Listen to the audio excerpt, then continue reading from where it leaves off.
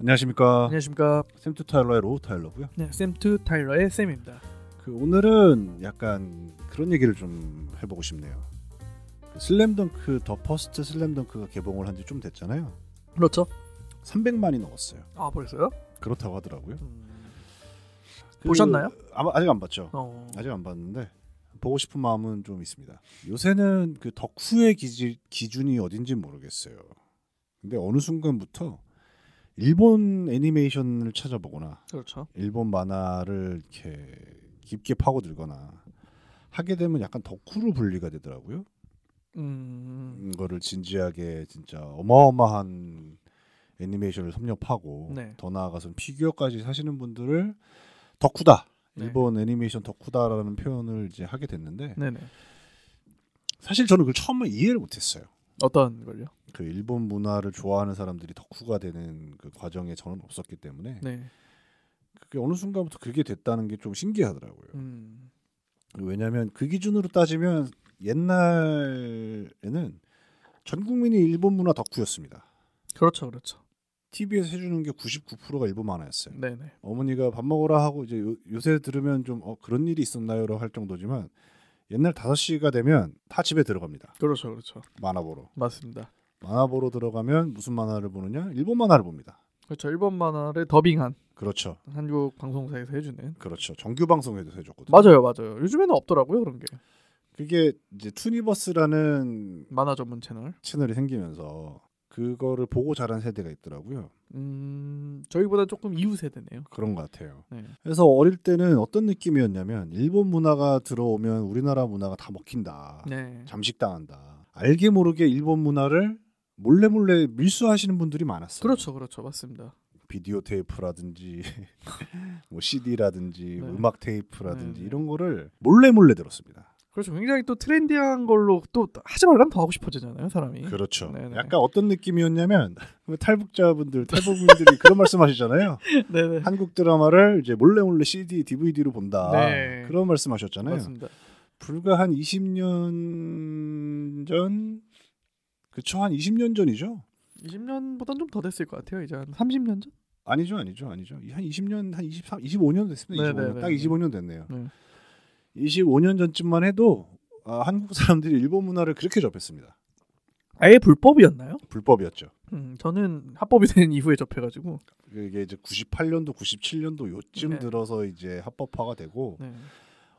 그 전까지만 해도 저는 그 기억이 나요. 일본 만화 에반게리온 있죠. 네네. 그거를 친구가 구해왔어요, 비디오 테이프로. 네. 어디서 구하냐? 아직도 그게 의문인데 네. 재밌대더라. 자막이 있나요? 자막이 있었죠. 자막이 있으니까 봤죠. 네네네. 그거를 그 전까지만 해도 일본 만화라고 한다면 다 더빙 그냥 TV에서 해주는 거였는데, 네. 일본 말로 하는 그 애니메이션을 제가 살면서 처음 본 게 에반게리온이에요. 네. 그러니까 더빙이 안 된 그냥 원어로 된, 누가 번역했는지 모르겠지만 네. 그거를 비디오 테이프로 한 3번 돌려본 것 같습니다. 많이 엄청나게 문화적인 충격이죠. 네. 그리고 사실 그럴 만도 한 게, 일본이 그 버블 시대를 80년대부터 90년대 초반까지 겪으면서 그때 당시 애니메이션 퀄리티가 어마어마했어요. 그렇죠. 지금 뭐 명작이라고 불리는 애니메이션들이 대부분 다 그때 나온 거죠. 대부분 예. 뭐 공각 기동대니 아키라니 뭐 이런 거 보시면 네. 말도 안 되는 작화, 돈을 어마어마하게 때려 부어서 만든 애니메이션들이 그때 다 나왔거든요. 네. 그리고 내용도 지금 모해화라고 그러나요? 네. 뭐 그렇게 얘기하는 것 같은데, 네. 귀엽고 네. 뭐 이런, 당시만 해도 진짜 어마어마했습니다. 충격적이죠. 이런 만화로 이런 거를 표현한다고. 왜냐면 저 같은 경우는 지금은 어떤 의미인지는 모르겠지만, 만화는 애들 거였거든요. 그렇죠, 그렇죠. 만화는 애들 거였어서 네. 그거를 이제 일본 문화가 들어오기 시작할 때 뒤집어 보자 해서 나왔던 게 뭐냐면 라젠카입니다. 그래서 그 신해철 씨가, 지금 고인이 되신 신해철 씨가 그 밴드랑 같이 OST에 참여하셔갖고. 라젠카 우리나라 건가요? 우리나라 겁니다. 아, 그래요? 라젠카 세이버스라고. 네네네. 안타깝게도 노래는 살아남았는데 네. 애니메이션은 처참하게 이제 망했죠. 그런 시도가 몇 번 있었어요. 네. 그 일본 문화는 그때 당시 어떤 기사들이 많이 났냐면, 만화는 어린애들의 전유물이 아니다. 어린애부터 성인까지의 그런 모든 세대를 아우르는 문화다. 네. 그런 이제 얘기들이 생기기 시작하죠. 요새 어떤 느낌이냐면, 게임은 애들만 하는 거다. 이제 아니죠. 네. 약간 그런 느낌이었어요. 네네. 근데 만화책은, 애니메이션은 애들만 보는 거다. 애들이나 하는 거고, 공부하기 싫어하는 애들이 보는 거고, 문제아들이 보는 거다. 그렇죠. 만화책을 빌려보면 굉장히 좀 그런 학생 취급을 당했었죠. 맞아요. 되게 희한했던 문화인데 지금은 그런 게 거의 없죠. 지금은 반대 아닌가요? 오히려 나이 드는 사람만 만화책을 보지 않나요? 만화책을 찾는다는 것 자체가. 그렇죠. 저는 그렇게 생각하는데. 만화책이란 말도 안 쓰잖아요 요새는. 네, 웹툰 웹툰이라고 하니까 격세지감이다. 에반게리온을 볼 때만 해도 진짜 와 이런 만화를 어떻게 만들었나라고 싶을 정도로 공각기동대를 보면서. 네. 심지어는 공각기동대는 미국에서 영화화도 됐고 그리고 그 당시에 나왔던 애니메이션들은 미국에서 만드는 그런 영화에도 그 기법들이 차용이 될 만큼 오마주가 될 만큼 되게 그 인기를 끌었었던 문화적으로 굉장히 강국이었다 당시에. 근데 이제 버블이 끝나면서 이제 만화책이 점점 안 나오기 시작하고. 맞아요. 어떻게 보면 그 슬램덩크도 끝물이었죠. 그때 끝물이죠. 90년대 한 중반쯤. 그렇죠. 네네. 그 버블이 끝나고 이제 사그러가 들어가는 일본 경제의 끝물에서 나온 그런 만화 중에 하나인데 돌이켜 보면은 참 많은 그런 일본 문화가 있었어요. 그렇죠. 근데 그 10년, 20년이 지나면서 우리나라가 되려 이제 배용준 씨를 필두로 가을연가였나요? 겨울연가였나요? 겨울연가. 네. 겨울연가를 필두로 이제 1차 한류 붐이 시작되면서 역으로 이제 우리나라 문화가 수출이 되기 시작한 게 진짜 약간 한 2000년대 초중반쯤인가요? 그렇죠. 네. 이제 일본은 버블이 끝나면서 이제 버블이 한창 막 꺼져서 바닥을 길 때 우리나라는 이제 상승세였다.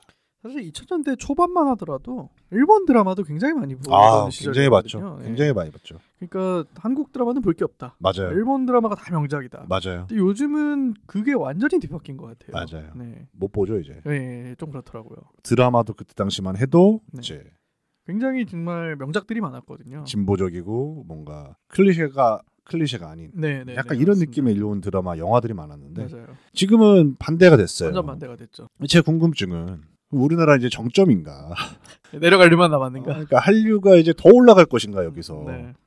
그럼 만약에 이게 아까도 말씀드렸지만 그 일본의 그런 애니메이션 드라마 그런 엔터테인먼트적인 그런 부분들이 하강곡선을 그리기 시작한 게 버블이 끝나고 난 뒤부터 이제 서서히 하강곡선을 그리기 시작했거든요.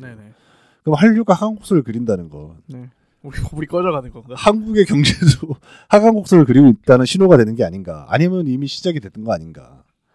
라는 궁금증이 생기더라고요. 그럼 아직은 꺼지기 시작하지 않네요. 그러니까요. 네네. 아직까지는 그래도 넷플릭스를 필두로 한 한국 콘텐츠들이 지금 오히려 더 잘 나가면 잘 나갔지 하향곡선을 그리고 있지는 않은 것 같은데요. 그렇죠. 그래서 그게 일본의 그 와페니즈라는 문화가 있습니다. 미국에. 네네. 그 일본 문화에 심취했던 70년대, 80년대, 그 90년대까지의 그런 일본 문화에 심취했던 미국 사람들이 많았었는데. 네네. 대략 한 20년에서 길게 잡으면 30년까지는 좀 일본 문화가 세계적으로 좀 먹혔던 구간이 있어요. 애니메이션부터 해서. 우리나라는 이제 앞으로 한 10년 남은 건가. 그럼 또 다른 질문은 그걸 어디에서 대체를 할 것인가? 그것도 애매하죠. 그렇죠. 사실 그것도 애매한 부분이 해요. 그래서 이제 뭐가 문제냐면 사실 그걸 대체하려면 중국이 치고 올라왔어야 되거든요. 또 그것도 애매하지 않나요? 2000년대 초반까지만 하더라도 그 홍콩 1980년대 90년대까지만 해도 그렇죠. 홍콩 영화 홍콩 느와르가 그렇죠. 특히 80년대 거의 뭐 대한민국을 지배하다시피 했었습니다. 맞습니다. 그리고 90년대 넘어가면서 무협 황비홍, 성룡 이런 무협 장르가 어마어마해졌어요. 그리고 이제 홍콩이 반환됐죠. 1998년도, 99년도에 반환되면서 그 감독들이 중국으로 넘어가기 시작합니다. 중국의 그 자본들로 이제 영화를 만들기 시작하는데 퀄리티가 뭐 그때 당시 이제 와오장룡. 그렇죠. 저는 기억에 남는 게 이제 영웅이라는 영화가 기억에 남는데 그 진시 황제를 암살하려는 3명의 그 암살자들의 얘기예요. 그 자신을 노리는 암살자들을 암살을 하면 역으로 진시황을 아련할 때 1명을 죽이면 뭐 예를 들어서 뭐 500보 앞에서 아련할 수 있고 2명을 죽이면 300보 앞에서 마지막 3명까지 다 죽이면 50보 앞에서 아련할 수 있는 기회를 주는 거예요. 아이러니하네요, 되게. 암살을 하기 위해서는 암살자를 암살해야 된다. 그렇죠. 그래서 이게 그 당시에 한창 이제 주가를 올리고 있던 황비용 시리즈의 이현걸 씨가 그 마지막 암살자 역할을 이제 자처해서 했는데 영화의 결론은 시황제를 암살을 안 해요. 왜냐하면 시황제가 이렇게 얘기합니다. 내가 지금 사륙을 벌이고 전쟁을 벌이지. 이 전쟁과 사륙이 끝나려면 내가 이 나라, 이 국토를 다 통일을 해야 끝난다. 이 전쟁은. 그렇기 위해서는 내가 통일을 해야만 한다. 그래서 이영걸이 거기에 감화돼서 암살을 포기합니다. 정말 중국 영화의 마지막 끝물이네요. 저도 와우 장룡 기억나거든요. 와우장. 그런 이제 중국의 그런 색채가 강하게 묻어나는. 그렇죠. 굳이 뭐 한국 한복이다 뭐 이런 말 할 필요도 없었는데. 네, 그냥 대국이었는데. 약간 그런 느낌이었는데. 그 세트장 꾸며놓은 거 보면 그 약간 맨날 그때 당시에 사극 좀 약간 이런 비교는 그렇지만 우리나라 사극 나오면은 좀 뭔가 50명 뛰어다니고 뭐 약간 그런 느낌이잖아요. 뭐 50보, 뭐 300보 이게 말이 됩니까? 그냥 뭐 들어가면 바로 앞에 있는데 뛰어가면 바로 코앞에 되는데 500보, 300보 약간 이런 느낌으로 다가가는 그런 큰 느낌이었는데 어느 순간 갑자기 뭐 한복은 자기 거다. 어느 순간 뭐 김치가 뭐 파이 차이다. 배추게 제가 알기로는 그 배추 느낌이죠. 파이 차이가. 짠지 뭐 그런 건데. 뭐 그런 건데. 그리고 이제 그 제대로 된 국뽕을 하려면 그렇게 갔어야 되는데 미국을 쫓아가기 시작하죠. 사실 미국만큼 또 국뽕을 잘 주입하는 나라도 없습니다. 퀄리티 있게. 맞습니다. 그 수준 높은 국뽕은 진짜 미국이 원조거든요. 그렇죠. 그거를 쫓아가기 시작합니다. 약간 그 B급 문화, 그런 액션 문화 이런 거를. 그러면서 이제 중국은 사장이 됐죠. 완전히 사장이 됐죠. 이제. 그 국가에서만 소비되는 걸로 끝나죠. 물론 뭐 국가 내에서 뭐 2천만 명 이렇게 보긴 하지만. 그렇죠. 그러니까 뭐 1억 명. 약간 그 옛날에 그 우리나라 방화라고 해서 반공 영화. 약간 그렇죠. 뭐 선전 영화죠 거의. 선전 영화. 우리나라 감독분들이 그 1세대 감독분들이 그걸 굉장히 반성을 많이 했거든요. 미국 영화 그대로 베껴서 반공 영화 그대로 찍어내고. 뭐 한 달에 막 한 편 찍어내고 막. 거의 공장 수준으로. 공장 수준으로 미국 거 베껴서 반공 영화 만들어내는. 지금 딱 중국이 그걸 하고 있습니다.